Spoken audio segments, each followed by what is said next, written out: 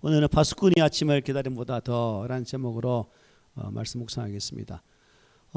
지금 보고 있는 120편에서 134편까지는 어디에 올라가는 시라고 했죠? 예, 성전에. 똑똑하십니다. 그래 내가 산다 이래. 예, 성전에 올라가는 시입니다. 그래서 당시 이스라엘 백성들이 바벨론 포로에서 돌아와서 좀 하나님의 거룩한 성전을 사모하며 하나님 은혜를 갈망하면서 불렀던 시. 특별히 또 시편에는 참회 시가 7편이 있습니다. 6편, 32편, 38편, 51편, 102편, 130편, 143편. 이 7개가 참회라는 거죠. 그러니까 이 시는 성전에 올라가면서 하나님 앞에 회개로 불렀던 노래다라는 것을 깨닫게 되죠. 왜 시인은 하나님의 거룩한 성전에 올라가면서 눈물을 흘리며 참회의 고백을 하나님께 올려드리는 것일까? 우리가 이제 시를 쭉 보면 알겠지만 개인이 하나님 앞에 지었던 죄악과 이스라엘 민족이 하나님 앞에 바로 서지 못했던 그 죄악들을 낱낱이 고백하면서 이제 우리가 고토로 돌아왔사온 하나님, 다시는 하나님의 법에서 떠나지 않는 신실한 백성이 되기를 소망한다는 그 간절함이 아마 이 130편에도 묻어 있는 것 같습니다. 그래서 우리가 결국 이 시를 대할 때에 참 죄에 대해서는 아파하고 또한 그 하나님의 죄에 대한 용서하심의 은혜를 믿으면서 다시금 그 은혜를 영원히 기억하며 소망하는 그 마음으로 이 130편을 대하면 참 좋겠다는 생각이 듭니다. 어스틴이 임종 직전에 참 큰 고통을 받고 있을 때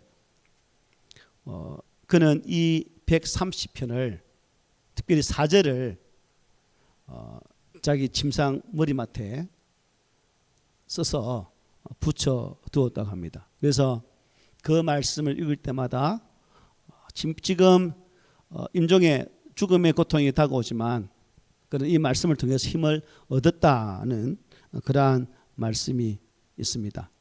또 마르틴 루터가 역시 이 130편을 통해서 은혜를 받은 사람 중에 한 사람인데 그는 이 130편을 복음의 심장이라고 이렇게 고백합니다. 복음의 심장. 그래서 어느 제자가 루터에게 질문합니다.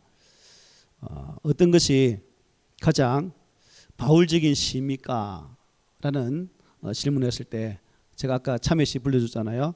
32편, 51편, 130편, 143편이다. 이제 바울시라는 것은 뭐냐면 죄인에 대한 하나님의 은총과 구원의 본질이 바울이 고백했던 그런 것처럼 잘 표현되어 있기 때문에 가장 바울적인 시라고 말했던 것 같습니다. 우리가 예배 전에 아까 기도 전에 부른 찬송이 몇 장이었죠? 363장. 이것도 누가 지었을까요? 루터가 지었습니다.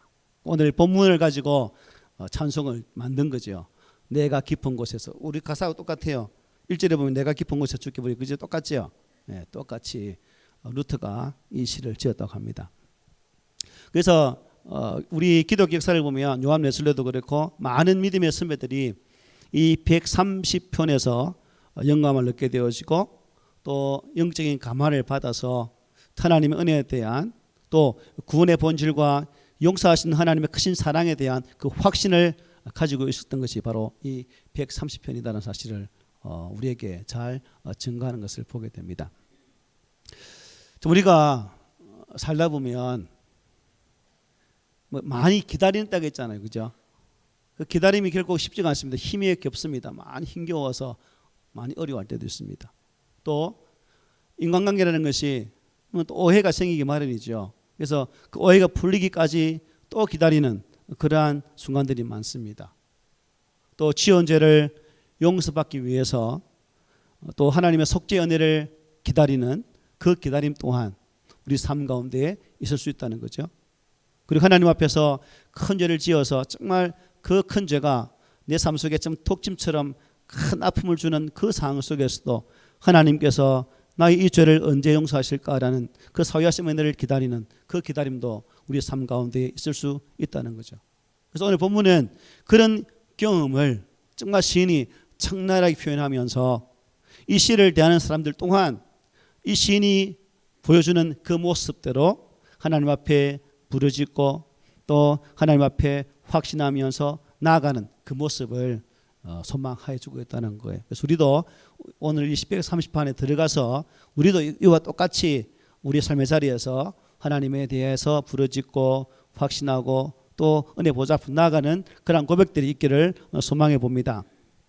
자, 시인이 절망 중에서 가장 먼저 한 일이 있습니다. 그게 뭐예요? 하나님께 부르짖는 것. 오늘 1절에 있죠. 여호와여 내가 깊은 곳에서 주께 부르짖었나이다. 시인은 자신이 체험한 현실을 내가 깊은 곳에서라고 표현합니다. 이 말씀을 묵상해 보십시오. 저 산 꼭대기가 아니라 저 바다 깊은 곳에서 바라보는 그 절망의 장소에서 수렁의 장소에서 신음하고 있을 때 하나님께 나아가는 그런 모습. 왜 그가 깊은 곳에서 주를 바라고 있습니까? 자신이 지은 그 죄 때문이다라는 거죠. 우리 3절에 보니까 여호와여 주께서 죄악을 이라는 말씀이 있습니다.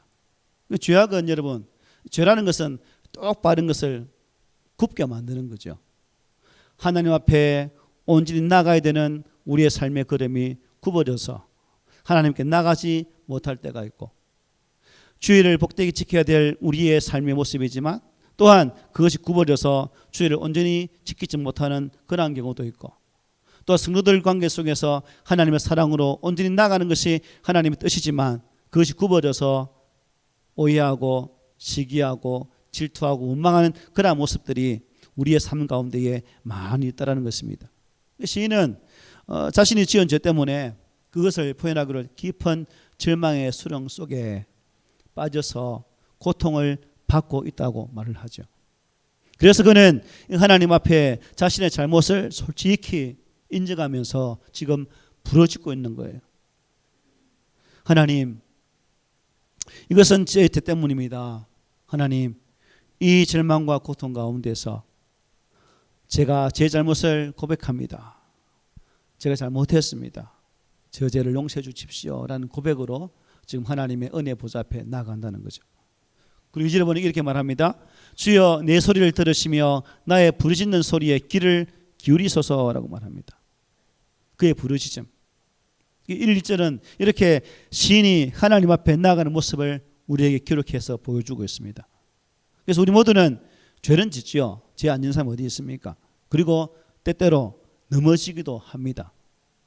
본문은 그런 절망의 수렁에서 그 죄가 우리의 발목을 붙들지 않고 그 수렁에서 헤쳐나오기 위해서는 먼저 뭐예요? 하나님 앞에 부르짖음이 필요하다는 것이죠.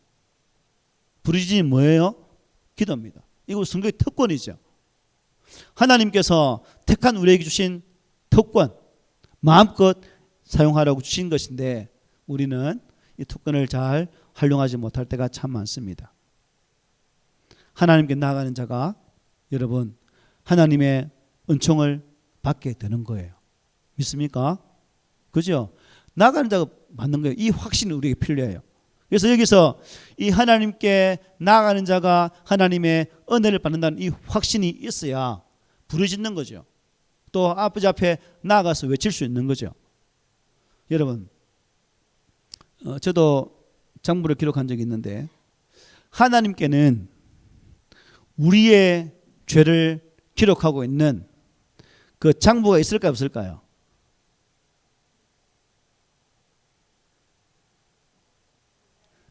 없어요, 없어.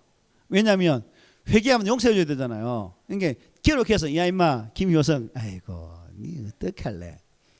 기록해 펼쳐가면서 니 맨날 며칠 이렇게 펼쳐서 장부를 펼쳐서 계산하고 따지는 분이 아니라는 거예요. 하나님은 우리를 용서해 주시고 또 우리가 죄를 고백하는 순간 다 잊어버리기 때문에 장부가 필요하다 없다? 필요 없다는 거죠. 그래서 우리가 하나님 앞에 나아갈 때 이런 확신이 필요하다는 겁니다. 3절에 뭐라 말합니까? 읽어봅시다. 시작. 여호와여 주께서 죄악을 지켜보실진데 주여 누가 쓰리이까? 그렇죠. 하나님이 만일 우리의 죄를 하나하나 다 계산기 들고 계산하신다면 우리 주님 앞에 설 자가 누가 있겠습니까? 아무도 없죠. 맞죠? 아무도 없습니다. 하지만 하나님은 우리의 죄를 계산하지 않으신다 하는 것이 이 말씀의 고백이죠. 그래서 시인은 4절에서 이렇게 고백합니다. 4절에서 우리 4절 여기 4절 어디 갔지? 안 적었네. 그러나 사유하심이 주께 있으면 주를 경외하게 하심이니이다. 용서하심이 누가에게 있다고요? 주님께 있다. 주님께 있다. 사유하심이 뭐예요? 용서하심. 그러니까 우리가 왜 주님을 경배하고 예배하는 거예요? 주님이 우리의 죄를 감찰하시기보다는 용서해 주시는 분이기 때문에 그분을 어떻게 경배하는 거예요. 경외하는 거예요. 그래서 죄 용서는 여러분 횟수와는 상관없어요. 그래도 양심 있는 몇몇 사람들은 예수쟁이들 일주일 내내 죄 짓고 하나님 주일 가서 죄 고백하고 그러면 다 된다고 하는데 그거 뭐 엄청 죄를 지어도 괜찮겠네 그런 말들을 하죠. 근데 이 사유하심이라는 용서하심이라는 이것은 개수하고는 상관이 없어요. 고백하기만 하면 하나님 앞에서 주의 은혜를 소망하며 나의 인악한 죄악들을 다 토설하게 되어질 때 동이 새에 숨은 것처럼 우리의 젓갈을 도말하시고 기억치도 아니하신다라고 시인은 노래하고 있다는 사실을 우리는 기억해야 될 것입니다. 그래서 우리는 잘못을 아뢰기만 하면 된다는 것, 그럼 하나님은 용서해 준다는 것을 꼭 기억하시기 바랍니다. 그래서 이런 원리를 이사야가 이렇게 고백해요. 우리가 이사야서 읽어봅시다. 55장 6절 7절입니다. 고개를 들고 시작. 너희는 여호와를 만날 만한 때에 찾으라. 가까이 계실 때에 그를 부르라. 악인은 그의 길을, 불의한 자는 그의 생각을 버리고 여호와께로 돌아오라. 그리하면 그가 긍휼히 여기시리라. 우리 하나님께로 돌아오라. 그가 너그럽게 용서하리라. 아멘. 이게 하나님께서 우리의 죄를 장부에 기록하지 않는다는 그 표현으로 이렇게 표현을 말씀하고 있는 거죠. 긍휼히 여기신다. 너그럽게 용서해 주신다 라고 말씀하고 있습니다. 하나님의 은혜 앞에 떠난 자가 있을 때 우리 하나님은 그 떠난 자를 기다리시고 한 마리 잃은 양을 찾기 위해서 99마리를 잠시 두고 그 한 마리를 찾기까지 산으로 들러 나가서 헤매시는 분이 우리가 믿는 하나님이십니다. 그렇기 때문에 우리는 그런 확신이 필요하죠. 하나님은 기꺼이 나를 붙드시고 인도하시며 사랑을 주시는 분이다라는 이 사실을 항상 매 순간마다 어려울 때마다 내 인생의 큰 고통의 깊은 바다 속에 헤매일 때도 이 말씀만큼은 우리가 놓지 않았으면 좋겠습니다. 그런데 하나님을 경외한다는 것은 여러분 이 말로만 되는 게 아니죠. 말로만 되는 게 아닙니다. 우리의 의도된 행동이나 또 연출되어진 그러한 것으로 위장할 수도 있는 게 아니에요. 그래서 우리의 모든 것을 아시는 하나님 앞에서 이 하나님을 경외함이 없이는 우리 인생의 모든 것이 악할 수밖에 없고 결국 그 결과는 어때요? 고통밖에 없다는 것입니다. 그러므로 우리는 이 무서운 파멸과 형벌에서 나를 구원하신 그 하나님 은혜를 온전히 깨닫고 항상 주를 경외하면서 온전히 예배함으로 하나님 앞에 온전히 설 수 있는 그러한 성도들이 되시기를 바랍니다. 아멘. 5절 6절 이렇게 고백합니다. 나 곧 내 영혼은 여호와를 기다리며 나는 주의 말씀을 바라는도다. 파수꾼이 아침을 기다림보다 내 영혼이 주를 더 기다리나니 참으로 파수꾼이 아침을 기다림보다 더하도다. 우리가 죄에 빠졌을 때 여러분 어떻게 헤어나올 수 있습니까? 아까 1절에서 부르짖었다고 말씀했습니다. 그리고 하나님을 바라보며 확신을 해야 된다고 말씀드렸어요. 그 다음에 뭐예요? 하나님의 거룩한 역사, 하나님 인도하심의 그 거룩한 역사를 기다리는 지혜가 필요하다는 겁니다. 어떤 사람은 죄 가운데 있다가 죄 지은 것이 죄송해서 더 잘하고 싶은 마음에 막 봉사를 하는 분들이 계시죠. 그러나 범죄한 사람은 먼저 해야 할 일이 있습니다. 그게 뭐예요? 심각한 죄 가운데 있다면 조용히 하나님을 기다리는, 하나님 앞에 나아가서 나의 연약함을 고백할 수 있는 그러한 것이 필요하다는 거죠. 지난 수요일에 말씀드렸죠. 어떤 분이 전화했더니 돌아가신 엄마가 예수를 안 믿었어요. 엄마를 보고 싶어. 그러면 결론은 지옥 가려면 내 예수 안 믿었다네. 그분의 입술의 고백이 내 예수 안 믿는 게 엄마 만나는 길인 것 같아. 그래서도 얼마나 어처구니 없던지 내가 기가 차서 막 옆에 있으면 한 개 또 차분히 놓고더라고. 그게 할 말이에요, 그게. 마음이 내 마음이 상했어요. 완전히 어떻게 이런 말을 할 수 있냐고. 여러분은 아니죠. 그런 사람이 있어요. 예, 진짜 실제 인물입니다. 있어요. 내가 그 살 듣고 내가 참 황당하더만요. 팽 꺼가서 생 죽도록 지옥에서 고통받는 게 나을까요? 엄마 본다고? 죽으면 엄마 아빠 구분이 안 되잖아요, 여러분. 그것도 모르는 거라 그러니까. 답답하죠. 여기서 5절에 보면 말씀이 있죠, 말씀. 여호와를 기다리며 나는 주의 말씀을 바라는도다. 이 말씀이 뭔지 아십니까? 하나님의 언약이에요, 언약. 그러니까 시인은 그냥 막무가내로 하나님을 바라보고 소망하는 것이 아니라 기록되어진 약속으로 주어진 그 하나님의 언약의 말씀에 기초해서 하나님을 바라본다는 거예요. 인간의 한 약속은 돌았으면 까먹어버리고 돌았으면 내가 언제 그랬니? 나는 우리 인간 아닙니까? 잘 까먹죠? 배 부르던가요? 잘 까먹어. 왜 그렇게 연세가 들면 더 잘 까먹을 거야 아마. 그러니까 사람의 말은 신뢰가 안 되지만 기록되어진 하나님 말씀은 영원 불변의 진리이기 때문에 변개함이 없는 거예요. 조석으로 변하지 않고 똑같다는 거예요. 태초로부터 심할까지 하나님 말씀은 변함없이 동일하게 역사하시며 그 약속을 이루시어 간다는 사실입니다. 그래서 민수기 2장 19절에 이렇게 말합니다. 하나님은 사람이 아니시니 거짓말을 하지 않으시고 인생이 아니시니 후회가 없으시도다. 어찌 그 말씀하신 바를 행하지 않으시며 하신 말씀을 실행하지 않으시랴. 나는 여러분에게 약속해서 안 할 수도 있어요. 그죠? 그러면 내를 미워하겠지. 그럼 미워하면 내가 마음 상하겠지. 최소한 하려고 애를 쓸 거예요. 하나님은 그런 분이 아니라는 거죠. 나는 안 해도 하나님은 어떻게 해요? 하신다는 거예요. 반드시 실행하신다는 거예요. 이게 우리 하나님께서 우리에게 주시는 약속입니다. 그러므로 우리의 기도는 그 하나님의 말씀과 언약에 기초해서 기도하면 하나님이 반드시 들으신다 안 들으신다? 들어줄 수밖에 없다는 거예요. 저놈이 내가 했던 말 갖고 기도하네. 아이고 내가 들어준다는 거예요. 이게 우리가 가지고 있는 큰 무기 아닙니까? 그래서 우리 여러분 기도할 때 이런 약속의 말씀을 한번 확 선포하고 아버지 이렇게 말씀했잖아요. 왜 그래요? 들어주십시오 라고 기도하면 하나님이 알았다. 안 하시겠어요?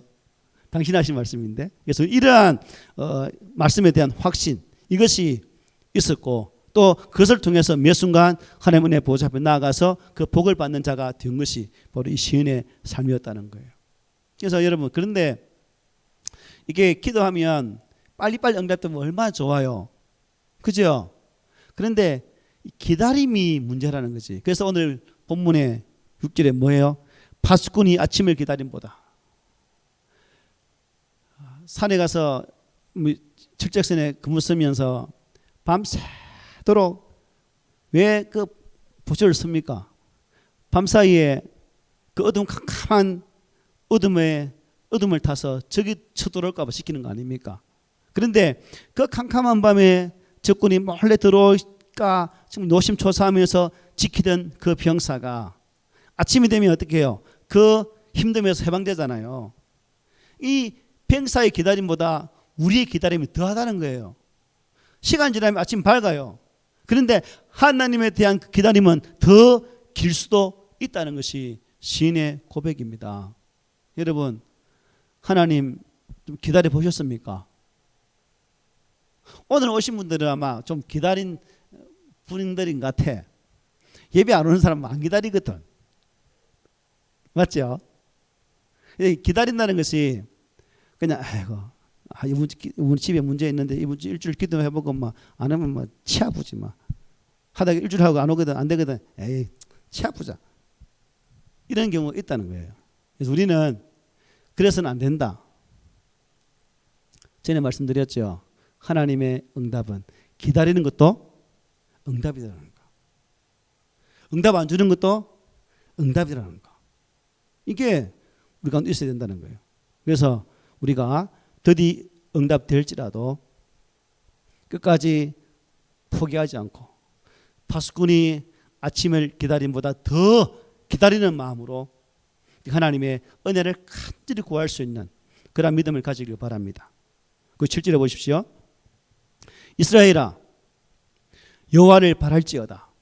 하나님께서는 인자하심과 풍성한 속량이 있음이라고 말씀하고 있습니다. 인자하심, 헤세드, 다함이 없는 사랑, 끝없는 사랑, endless love.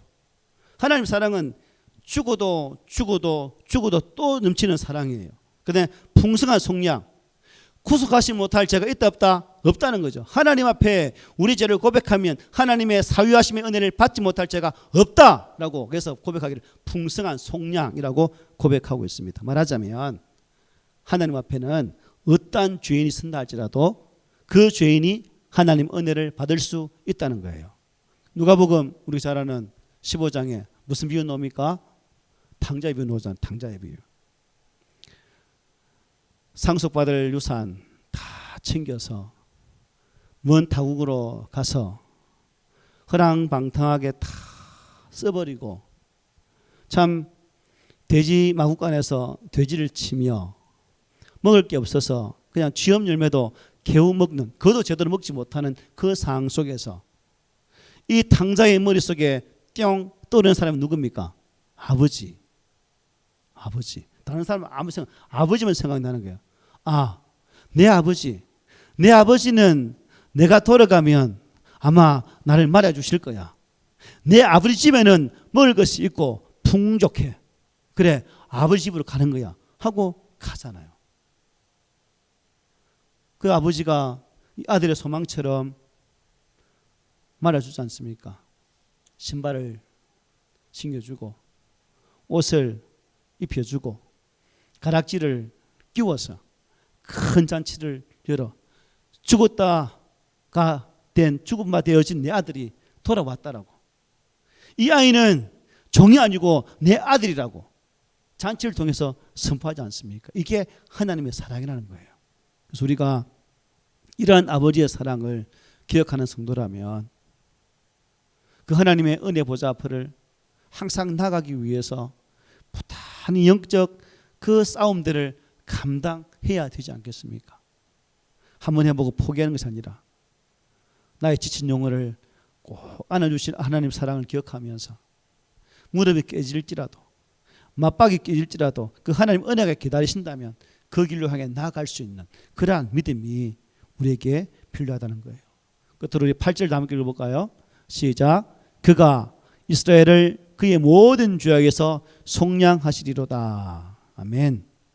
여러분, 시인이 이 시를 마감하면서 하나님의 거룩한 성경을 올라가면서 그 하나님께서 우리 민족이 가지고 있는 모든 죄악들, 내가 가지고 있는 그 죄까지도 다 속량하시는 분이십니다 라고 찬양을 해요. 우리에게도 기도할 것이 참 많습니다. 내 개인의 죄도 마찬가지고 우리 공동체가 가지고 있는 또 이 나라 이 민족이 하나님 앞에서 범죄했던 사실을 가지고 고백할 내용들이 참 많습니다. 그래서 우리가 고백할 수 있는 이유는 모든 죄악에서 속량하신 아버지시기 때문에 그 죄가 누더기처럼 드득드득 붙어 있을지라도 그 죄가 정말 차고 넘쳐서 펄펄 넘쳐난다 할지라도 그래도 우리가 나가서 기도할 수 있는 것은 그 하나님은 그 상황 속에서도 나를 버리지 아니하시고 아들아 잘 왔다라고 우리 품으시며 내 몸에 묻어 있는 그 모든 죄 누더기들을 다 털어버리시고 깨끗한 새 옷으로 입히시면서 우리 속에 구원의 확신을 준 그 가락지도 또한 끼워주시고 신을 신기면서 너는 종이 아니다고 자유인이라고 선포하시는 그 하나님의 사랑, 이게 여러분이 믿는 하나님이십니다. 그래서 우리도 이 시인처럼 항상 죄 때문에 그 상한 마음, 아파하는 마음으로 포기하지 말고 그 고통스럽고 정말 절망스러운 깊은 바다의 고통 한가운데 있을지라도 그 마음으로 아버지 앞에 나아가는 그 믿음으로 하나님의 이 풍성한 그 속량하심의 은혜를 여러분 삶 가운데 마음껏 누릴 수 있는 그러한 복이 있으시기를 이 시편 130 말씀으로 권면합니다. 아멘.